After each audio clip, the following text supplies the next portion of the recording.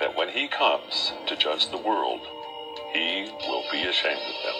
He will confess that he never knew them, and he will cast them into outer darkness, where there will be weeping, wailing, and gnashing of teeth. Please notice that I'm not talking about some bizarre cult leaders or loose cannons with incredibly false doctrines. I'm talking about the most respectable and conservative religious leaders of the day.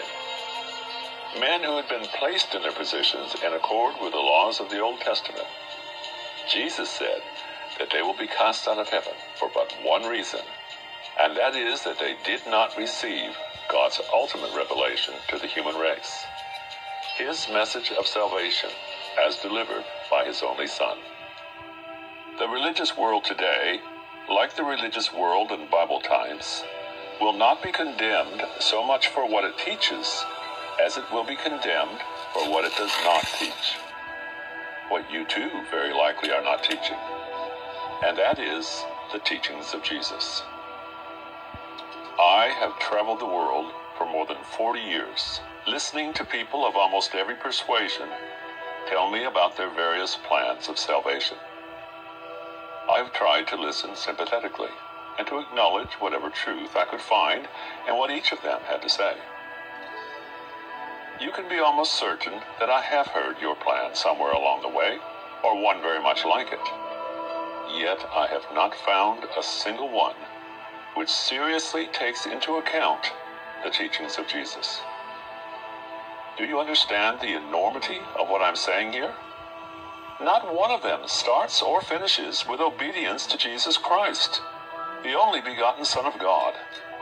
Every single one steers me away from the teachings of Jesus and into the teachings of some human replacement. Everywhere I look, there are empty wells and clouds without water, just as the Bible described it. Oh, there are many, many wells and an abundance of clouds, each professing loudly to have that much-needed water. But they are all dry, all empty, all counterfeits. Jesus said it would be like this in the days before he returns. He compared them to the days of Noah and the days of Lot.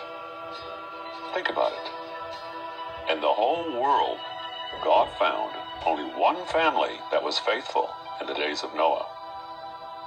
And then he called on Noah to stay faithfully working for literally decades on a boat far away from water, with not a drop of rain in sight. It was a huge ask, but Noah obeyed.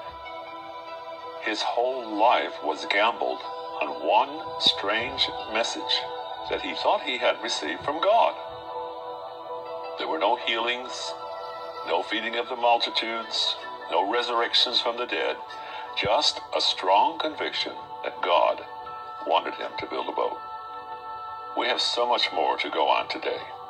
We have written records of much that Jesus did and said. All of human history, even in this godless and decadent age, is measured from the time when Jesus was born. But what have we done with his teachings? No, don't tell me about your so-called Christian faith if it does not line up with what Jesus taught. In the days of Lot, Abraham was convinced there must be hundreds of faithful believers in the cities of Sodom and Gomorrah. Why do you suppose he thought that? Surely it was because the cities were full of people who were respectable. They must have been at least superficially religious.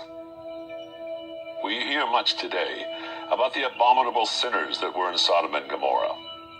But Jesus said nothing about religious or sexual abominations in Sodom and Gomorrah. Instead, he spoke about the great masses of those two cities, the ones who married and raised families, the ones who planted crops and built houses, the ones who flooded the shopping malls every day of the week, buying and selling. They were all destroyed with fire and brimstone from heaven, because they were all counterfeits. For all their religious talk, they did not really care about what God was saying. We are living in those times today. Everywhere we look, there are religious counterfeits. Some of them start out sounding so pious, so convincing, so spiritual and emotional. But in the end, They leave us high and dry, without real answers to the needs of our souls. It is precisely because the genuine article has not yet been offered that there is such a proliferation of religious denominations in the world today. Every new guru knows more than anything else that no other organization has yet hit on the answer. They're all bluffing. They're all majoring on the minors. The world is still stumbling along in the dark, both inside and outside of the religious institutions. So each new kid on the block comes up with some new yet relatively trivial point of doctrine with which to assure the world that they can find what they failed to find in all the other formulas just by turning to the new one. I don't have a new formula. All I have is the old one. The one that you and all the others have pushed aside for so long. The one that has been left out of every church and every plan of salvation. The missing cornerstone. Friends, the Creator of the universe sent His only begotten Son, Jesus, to this planet to give us the answers. I'm pretty sure you've heard that much, or something pretty close to it before, but it always stops there. Everything that has been offered as an answer to your problems has been little more than a fresh coat of paint over the same untreated rust that eats away at your soul and at the souls of everyone else on the planet. Until we, you, they can recognize this, we are never going to look for, much less find, the real thing. In this series of tapes, I'm going to look at the answers that Jesus has given us.